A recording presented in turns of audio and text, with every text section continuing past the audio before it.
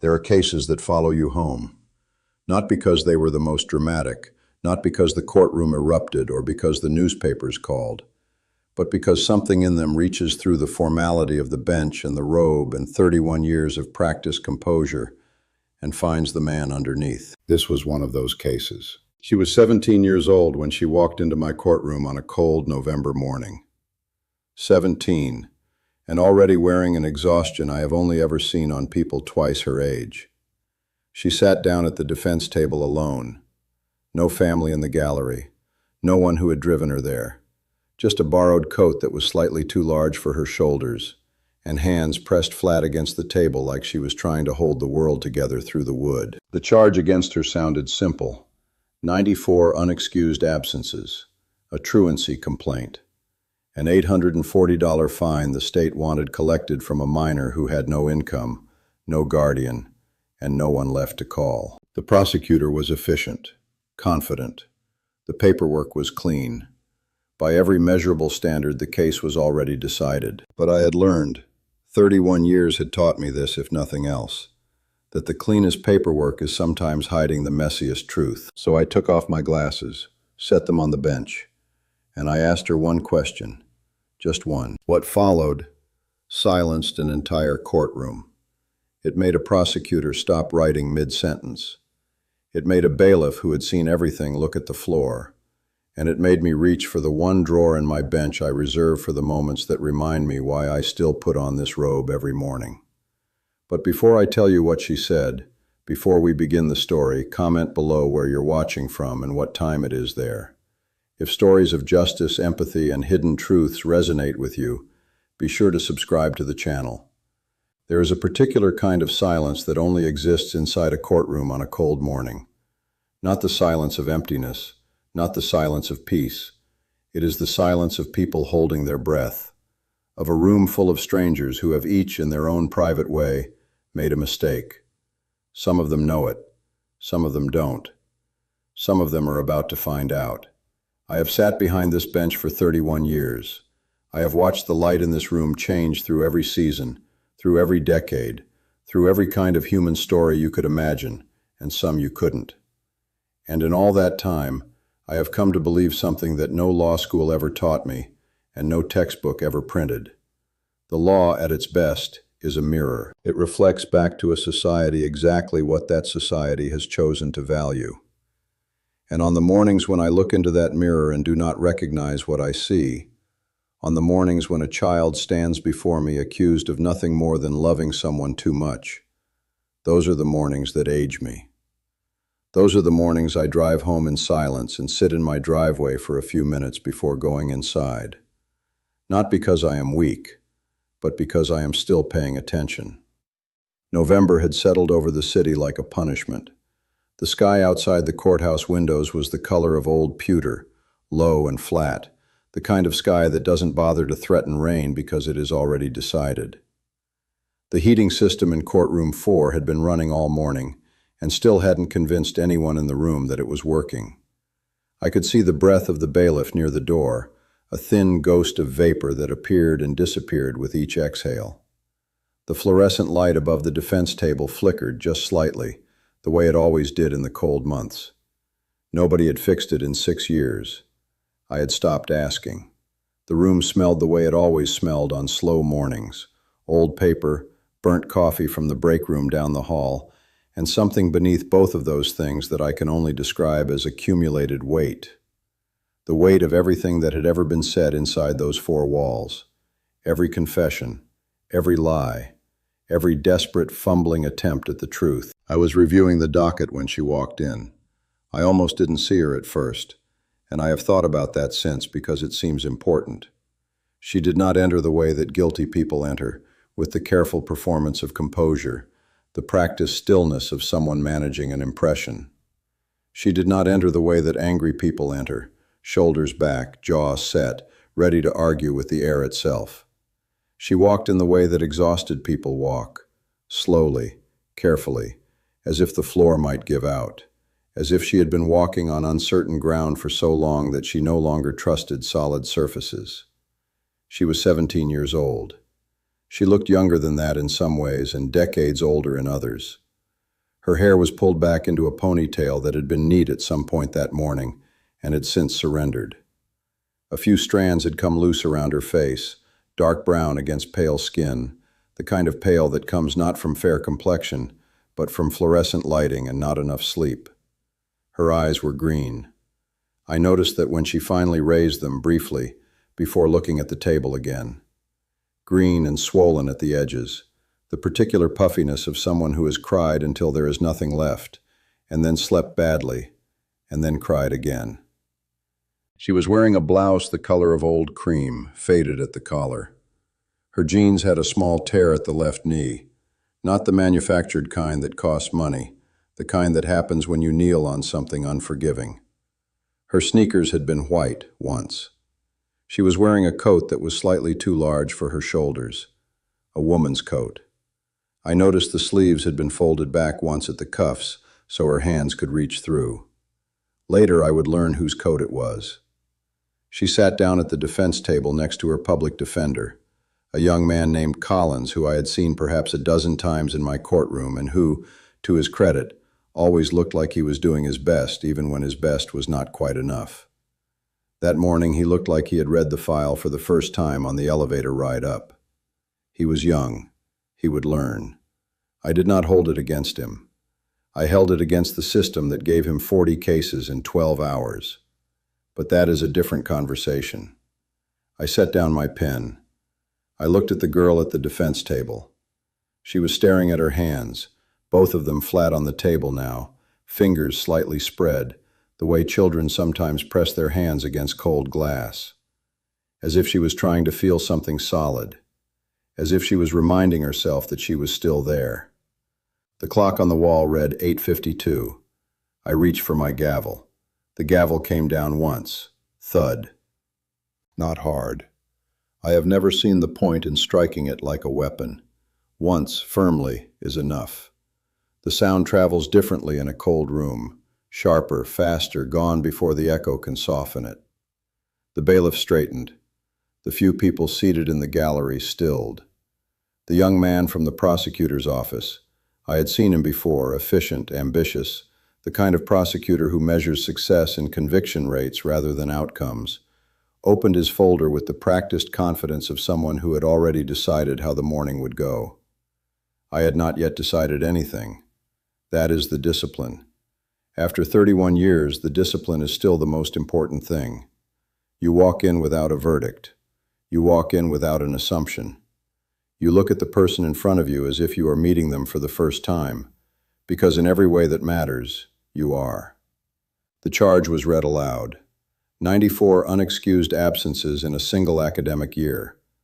Violation of compulsory education statutes. Failure to respond to 3 written notifications issued by the district. Failure to appear at a scheduled administrative hearing in September.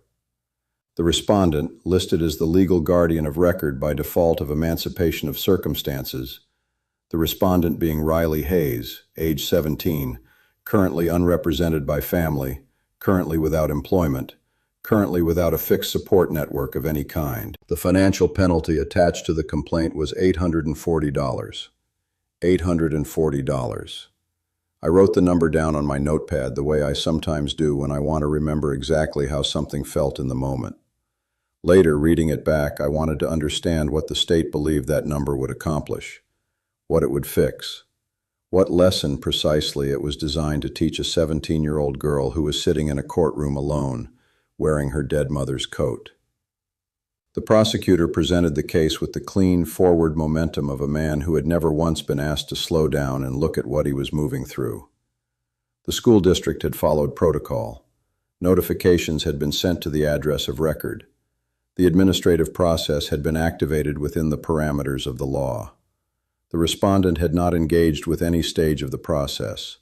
Therefore, the complaint was valid, the penalty was applicable, and the court's role was simply to affirm what the mechanism had already decided.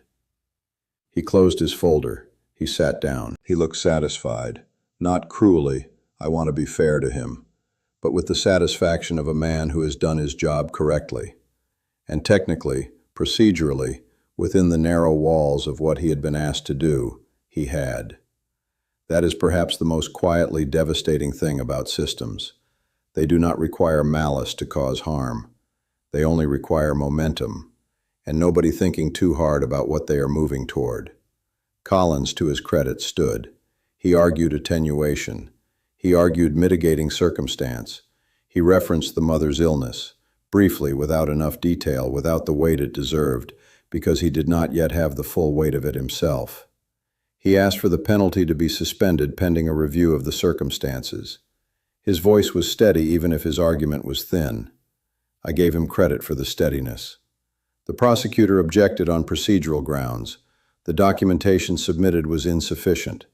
The medical records referenced were incomplete. The timeline had not been formally established.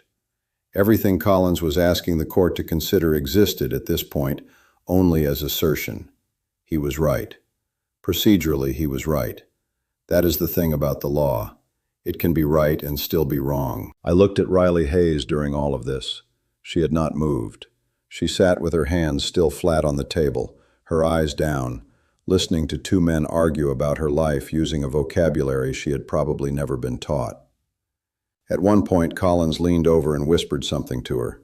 She gave a small nod, the nod of someone who does not fully understand, but does not want to cause trouble by asking. That nod stayed with me. I have seen that nod before. I have seen it on the faces of people who have spent their entire lives in rooms where the language being spoken is technically the same as theirs, but is being used in ways that exclude them. Where the words are English, but the fluency required is a fluency of systems, of institutions, of processes that were never designed with them in mind. The nod that says, "I will trust you because I have no other choice." The nod that is not consent. It is surrender. I set my pen down. There is a moment in every case, not every hearing, not every procedure, but every real case, every case that has a human being at the center of it, when the paperwork stops being the point.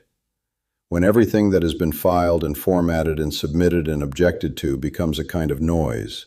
And beneath the noise, if you are still enough, you can hear the actual question the room is asking.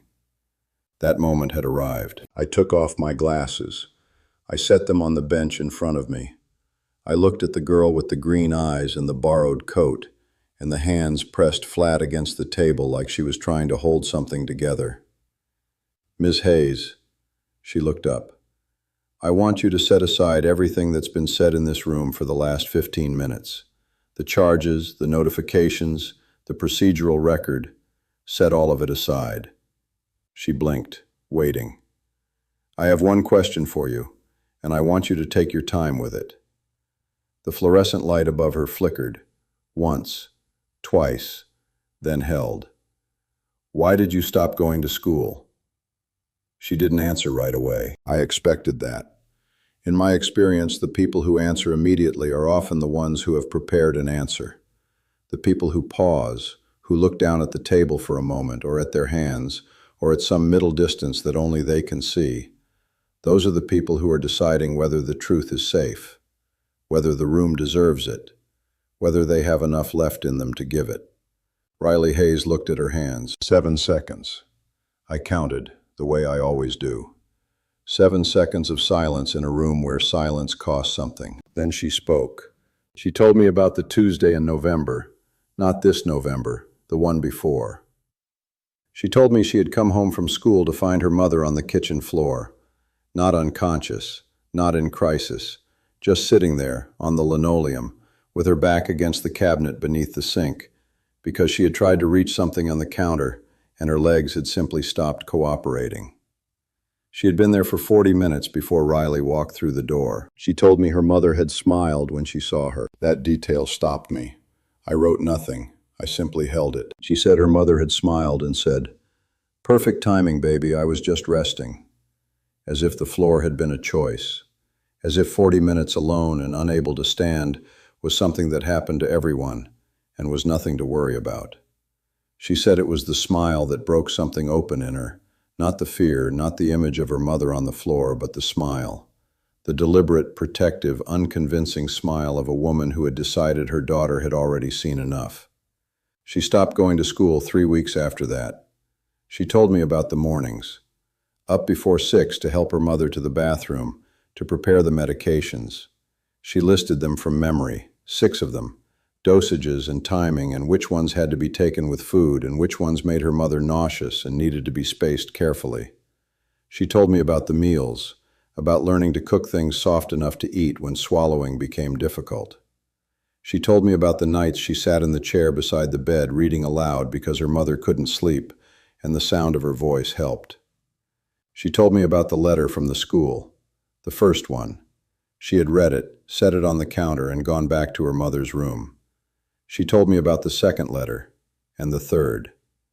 I knew what they said, she told me. I just couldn't make myself care about them. She said it without defiance, without apology, with the flat, clear honesty of someone who has moved beyond the need to manage how they are perceived, because perception requires a kind of energy she had already spent on something more important. Collins was very still beside her. The prosecutor had stopped writing. She told me about the last weeks, about the hospital bed they'd brought into the living room because the bedroom had too many steps, about learning to change the IV line because the home nurse could only come twice a week, and Donna Hayes was not the kind of woman who wanted strangers in her home any more than necessary, about sleeping on the couch so she could hear her mother breathe. Then she told me about the morning. She said it was early, still dark. Her mother had woken up and asked for water, and Riley had brought it, and they had sat together in the blue-gray dark of the living room, not saying much, just sitting. Her mother had taken her hand, had held it for a long time. She told me she was proud of me, Riley said. She told me I was the best thing she'd ever done. Her voice did not break. It thinned, the way a thread thins before it gives, but it held. She died about an hour after that. I was right there. I was holding her hand. The room was the quietest I have ever heard a room be. I looked at her for a long moment. This child, this 17-year-old child who had administered medication and changed IV lines and slept on a couch and memorized dosage schedules and held her mother's hand in the dark until there was no longer a hand to hold, and who was now sitting in my courtroom being asked to pay $840 for it. I picked up my pen. I did not write anything. I simply held it. An old habit, something to do with my hands when what I actually want to do is something the bench does not permit. I thought about my daughter, about that semester she took off from school when her mother was sick, about the way she had looked sitting in hospital waiting rooms, younger than her age in some ways, decades older in others. I had never fully told her what that cost her, and what it gave me, and what I thought of her for doing it. I had meant to. There are things I have meant to say for 12 years. I set the pen down. Ms. Hayes, I said, I want to tell you something and I need you to hear it clearly. She looked at me. What you have just described is not delinquency. It is not negligence. It is not a failure of any kind that this court has the authority or the moral standing to punish. I turned to the prosecutor. The state's complaint against Riley Hayes is dismissed in its entirety. The penalty is vacated. The record of infraction will be formally expunged and will not appear in any educational or civil documentation going forward. He opened his mouth. The school district, I continued, will receive a written recommendation from this bench that their notification protocol be reviewed, specifically regarding the absence of any welfare check, any social services referral, or any human contact whatsoever over a period of 14 months, during which a minor was functioning as the sole caregiver for a terminally ill parent. I closed the file. This court did not fail Riley Hayes today. This court failed her 14 months ago, when the first letter was sent, and no one followed it with a phone call. What we can do today is make sure the record reflects the truth, that she was not a truant. She was a caregiver. She was a daughter. And she did her job with more grace and more courage than most adults I have seen in 31 years on this bench. I looked at her one last time before I reached for the gavel. She was not crying yet. She was looking at me with an expression I have seen only a handful of times in my career. The expression of someone who has been carrying something alone for so long that being believed feels almost more overwhelming than the burden itself. The gavel came down. Thud. and then the room came apart at the seams, in the best possible way. I have a ritual after difficult cases. I do not go directly to my chambers.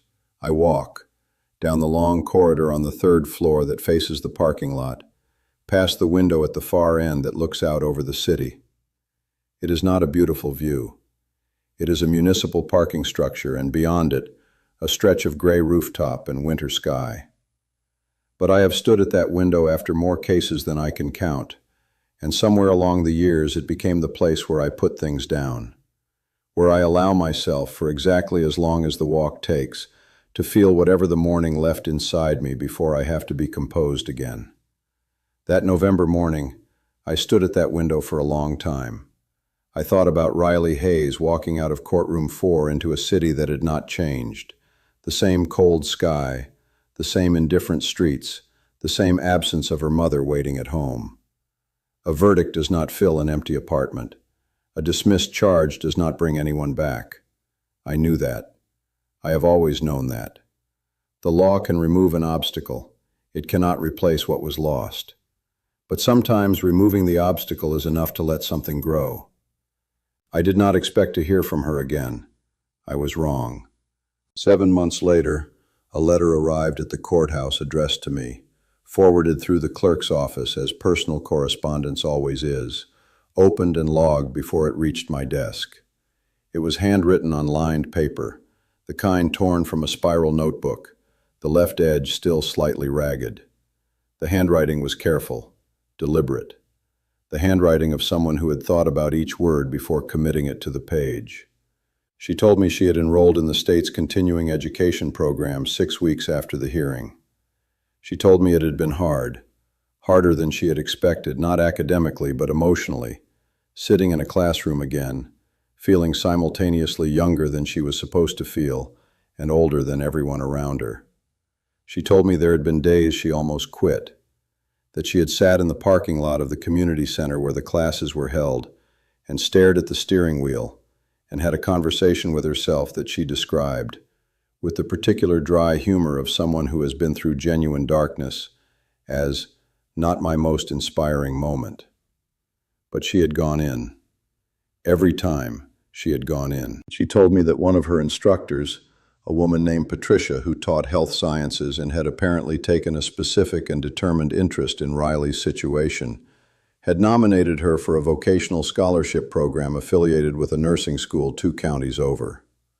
A program designed for non-traditional students who had come to the field not through a straight path, but through the kind of lived experience that cannot be taught in a classroom. She told me she had been accepted. She told me she was going to be a nurse. I read that letter twice at my desk. Then I folded it carefully, the way you fold something you intend to keep, and I placed it in the left drawer, the one I reserve for the handful of things over the years that have reminded me why I still come in every morning and put on the robe. That drawer is not full, but it is not empty either. I think about Riley Hayes when I have mornings that test me, when the docket is long and the cases blur together, and the machinery of the court feels like exactly that. Machinery, cold and indifferent and grinding forward regardless of what it passes over.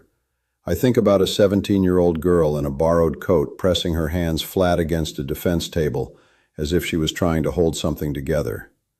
And I think about the fact that she was holding herself together. And she did. There is something I have come to believe, not as a judge, but as a man who has sat at the intersection of law and human life for longer than some of my colleagues have been alive. And it is this. The system will never be a substitute for a person who pays attention. Laws do not see people. Protocols do not hear them. Notifications do not ask how someone is doing. Only people do that. Only people can do that. Riley Hayes did not need the state to rescue her. She needed the state to stop punishing her for surviving. That is a different thing. And it is a distinction worth understanding, worth sitting with, worth carrying into whatever room you walk into next, whether that room has a gavel in it or not. The morning she walked out of my courtroom, she stopped just before the doors and turned back. I was still at the bench, gathering my notes. She did not say anything. She just looked at me for a moment, and gave a small nod. Not the nod of surrender I had seen when she arrived. Something different, something straighter. I nodded back. The doors closed. The fluorescent light above the defense table flickered once, the way it always did, and then held steady. I have thought about that light a lot since then, about the things that flicker and the things that hold, about the difference between the two, and how you cannot always tell, in the middle of a cold November morning, which one you are looking at. With Riley, I know now. She held. If this story reached something inside you, if you found yourself holding your breath in that courtroom alongside a 17-year-old girl in a borrowed coat, then I want you to pause for just a moment before you move on. Ask yourself this: have you ever been so consumed by loving someone that the rest of the world, the deadlines, the obligations, the letters piling up on the counter, simply stopped mattering? Have you ever made a choice that looked like a failure from the outside, but felt like the only right thing you had ever done? And have you ever needed someone in a position of power to simply stop and ask you why, before deciding what you deserved? Riley Hayes didn't need sympathy. She needed someone to pay attention. And that is something every one of us can offer the people around us, every single day, without a robe or a gavel. Tell us your story in the comments. We read every single one. And if you believe in stories about compassion, second chances, and the kind of justice that sees the whole person, not just the paperwork, don't forget to subscribe to Justice Archives Unfolded. Court is adjourned.